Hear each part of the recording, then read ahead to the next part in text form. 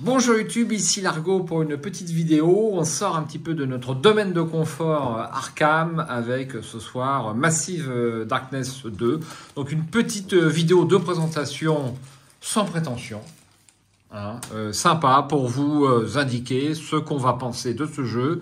Puisque Yann nous tanne depuis un mois, depuis la sortie du Kickstarter. Pas vrai Yann? Tout à fait. C'est toi qui l'as acheté? Tout à fait. Combien tu l'as acheté? Ça doit... au moins ça. Le banquier est en vacances, c'est voilà. Non, je pense... Ouais, ça a dû faire 165 le pledge de base, je pense. Plus toutes les extensions là, tout oui, ça là. Tout était compris dedans. Alors si vous aimez le kilo figurine, eh bien ce jeu est fait pour vous. Bon, cela dit, c'est assez séduisant, c'est très coloré. Il y a plein de cartes, il y a plein de pions. Ça a l'air très sympa. Donc on va essayer ça ce soir. Ouais. Je suis avec Jérôme et Mickaël. Bonjour. Salut tout le monde. Salut tout le monde. Et on fait une petite vidéo comme ça pour aiguiller les éventuelles personnes en toute bonne foi qui voudraient acheter ou ne pas acheter ce jeu. Donc on déballe, on ne connaît rien en règle, il y a juste Yann qui a potassé. Oui. Il va sortir en boutique? Il est déjà sorti. Ah d'ailleurs, absolument. D'ailleurs, le mode campagne, je ne l'ai pas ramené, je l'ai à la maison. C'est seulement si ça nous plaît, on verra après pour aborder éventuellement. Écoute Yann, je te le souhaite. Je te le souhaite. On peut pas tout faire avec une soirée par semaine, c'est compliqué. En tout cas, il y a de super figurines. Donc là, je vais pas les détailler pour l'instant, c'est juste une petite vue d'ensemble et une petite présentation. Et puis si la suite vous intéresse, eh bien, je vous donne rendez-vous avec mes petits camarades gentils après le générique, d'accord ? Et donc pour vous, enfin pour nous, ça sera dans 3 heures, et pour vous, ça sera dans quelques instants. À tout de suite.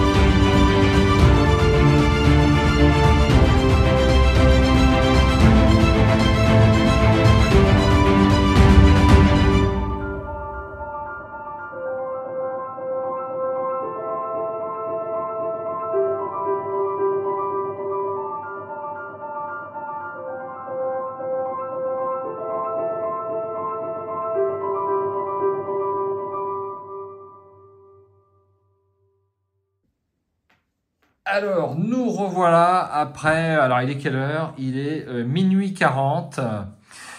Il est minuit 40. Les têtes sont un petit peu fatiguées. Vous les voyez pas autour de moi. Mais bon, c'est un peu... Et nous sommes rendus donc au cours de ce scénario. On n'a pas joué le scénario d'initiation, Yann.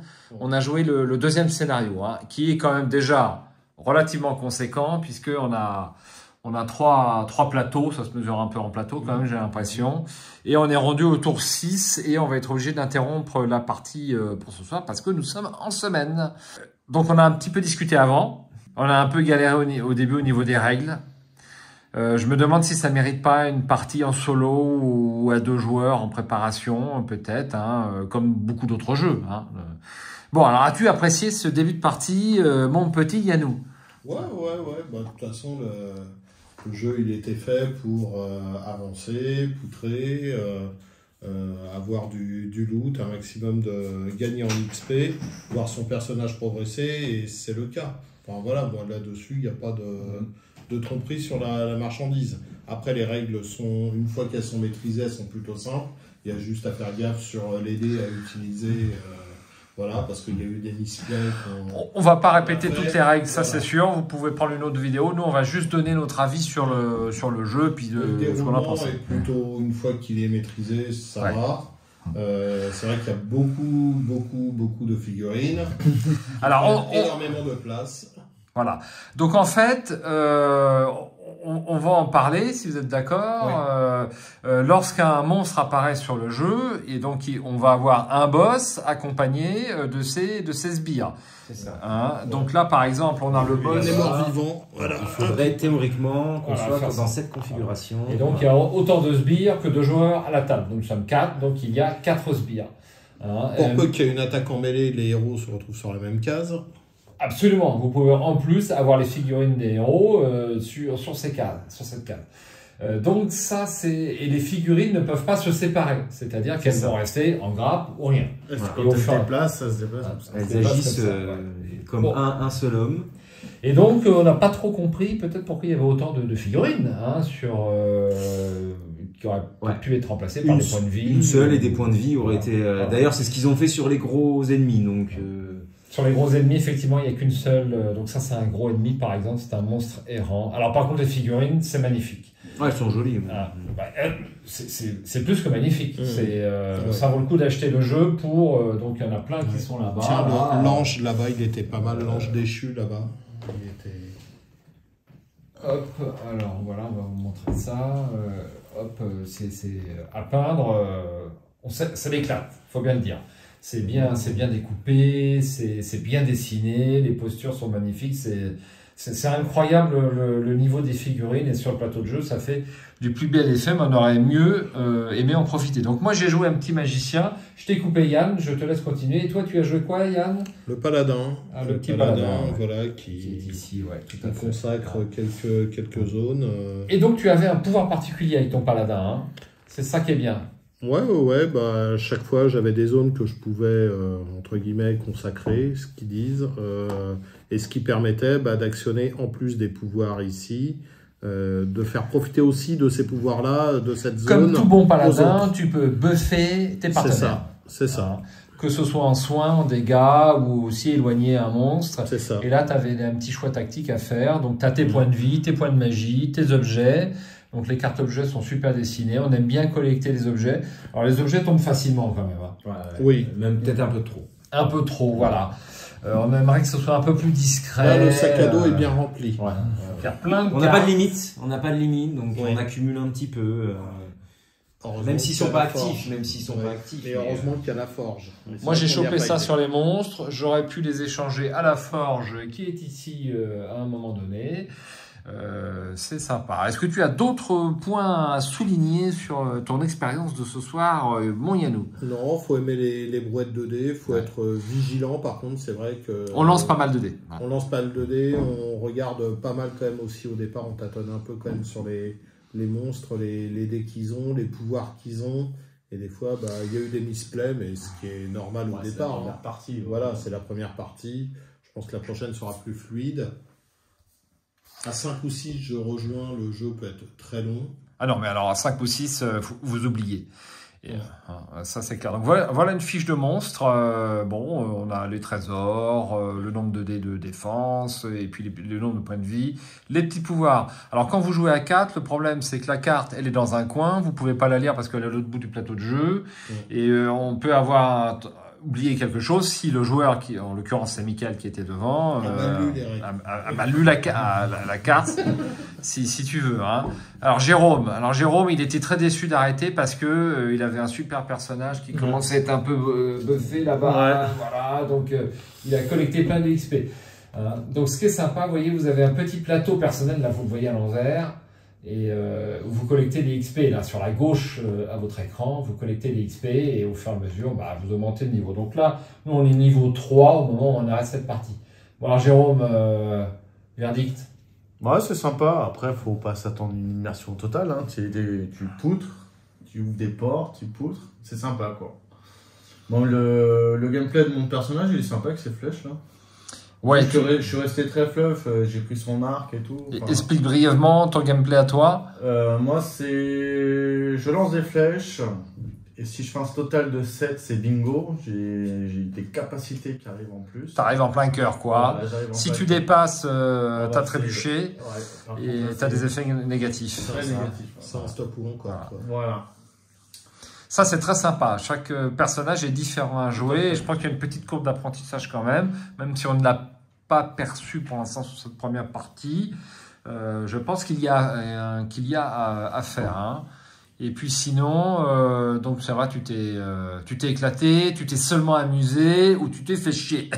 Non, ça a été franchement, moi, je trouvais que je tapais pas mal, quoi. Parce que quand tu tapes qu'à 1 ou 2, je pense que ça peut être limite. Et Jérôme, quand il tape, il est content. Voilà. Hein, alors ouais, il faut taper. Hein. Comme Michael, hein, sur celui-là, il a fait quand même des gros dégâts. Hein, je veux dire, en un tour, il a fait 15 points de dégâts à peu près. Ouais. Rappelons qu'Arkham, tu as commencé par la classe gardien. C'est ça. Et donc tu aimes bien envoyer des munitions. Hein. C'est ça. Voilà. Très bien, très bien. Eh ben, écoute, c'est plutôt positif. Et toi, Michael, alors, qu'est-ce que tu as à nous dire là-dessus? C'est sympa. À part ce qu'on a dit, les points négatifs, c'est les brouettes de figurines qui ne sont pas utiles en fait. Hein, c'est une seule aurait suffi. Et puis, peut-être un peu les loots qui arrivent un petit peu en brouette aussi. Tout est en brouette. Donc, des brouettes de dés, des brouettes de loot, des brouettes de figurines. Mais sinon, mon personnage, il était sympa aussi à jouer. C'était du backbuilding. Donc des petits jetons à tirer. 3 actions donc on a par tour. Et je tire 3 jetons au début du tour. Et puis j'attribue un jeton, un petit bonus en fait pour chaque action. Donc il y a un petit aspect stratégique. Quel bonus je vais attribuer aux premières actions, deuxième action, petit aspect tactique. Donc il y a 3 actions à jouer. Mouvement, attaque, interaction avec un objet. C'est assez simple au niveau des règles, mais il y a quand même pas mal de trucs. Hein. Il y a pas mal de choses à penser, c'est assez fouillis. C'est assez fouillis, alors que on aurait aimé peut-être un peu plus de fluidité sur les choses. Donc les lignes de vue, c'est très simple, hein. C'est en ligne droite ou verticale ou horizontale, point final. Et puis, 3 actions à jouer, tour des joueurs, tour des monstres, phase d'expérience. À ce niveau-là, c'est assez simple. Néanmoins, il y a beaucoup d'allers-retours. Donc là, vous avez une brouette de figurines. Donc si on a tendance à conseiller d'avoir une autre table pour mettre toutes les figurines, pour pouvoir aller les chercher rapidement. On n'en est pas loin, hein, quand même. On a pas mal de pions, comme vous pouvez le voir, hein, qui vont et viennent sur le plateau de jeu. Et puis donc on a tout un tas de dés qui sont ici, enfin tout un tas. Il y a des jeux, il y a bien des jeux où il y en a plus. Hein, Par contre les tokens qu'on peut pas rentrer dans la boîte de. Ah oui, au niveau du rangement. On est obligé d'acheter une boîte supplémentaire. Chez Casto. Chez Casto, il y a presque tout ce qu'il faut. Absolument. Par contre les figurines sont bien rangées, il y a le thermoformage et il y a tout ce qu'il faut. Hein. Alors, si vous regardez cette vidéo et que vous avez peint toutes les figurines, s'il vous plaît, envoyez-moi une vidéo ou une photo. Vous méritez une statue ou votre nom sur la prochaine boîte de jeu, enfin quelque chose, parce que moi je sais pas comment faut faire pour peindre tout ça. Tiens, montre-le le scorpion là, s'il te plaît. Voilà, donc là, encore une, rien que pour le plaisir, ça vaut le coup. Hein, c'est super. Hein. Voilà, Charon. Charon, ouais. Donc ça loge à peine sur la case. Il faut mettre, a priori, les héros en même temps. Quand t'as mis les... faut les mettre là avec lui, quoi. Ouais, t'as raison. Mais ça, c'est les gros boss, c'est autour. On les attaque sur la case. Les cases adjacentes. Voilà, je ne connais pas toutes les règles parce qu'on n'a fait que le deuxième scénario. Donc le scénario, on partait du coin là-bas et nous devions manipuler 2 leviers, un ici et un autre ici qui a été manipulé pour ouvrir le portail ici. Nous devions... Pour nous enfuir par l'hôtel, je crois. L'hôtel, c'est celui-là ou celui-là. Ça, c'est un pentacle, donc c'est ça. C'est celui-ci. Et on devait s'enfuir. Nous ne pourrons malheureusement pas terminer. C'est un peu long à 4. C'est vrai qu'on a un petit peu galéré. On a des plateaux de jeu qui sont super sympas où on peut mettre les objets. Le niveau, vous voyez, au fur et à mesure que je progresse de niveau, je prends des points de vie. C'est extrêmement classique en Heroic Fantasy. On rajoute des trésors épiques dans un bag où on va aller les tirer. J'ai ma petite armure de cuir qui me donne un point de défense en plus. Ça, c'est très sympa. Donc moi, je jouais le magicien. J'ai une roue. Pour l'instant, j'ai pas où je peux poser des sorts et puis au fur et à mesure que je l'ai pas beaucoup utilisé, je vais avancer sur ma roue et je vais pouvoir avoir une autre capacité supplémentaire et au prix d'un point de magie, je peux me mettre sur n'importe quel sort si je le souhaite. Hein. C'est magnifique, on n'en a pas parlé, mais les tuiles sont très belles aussi.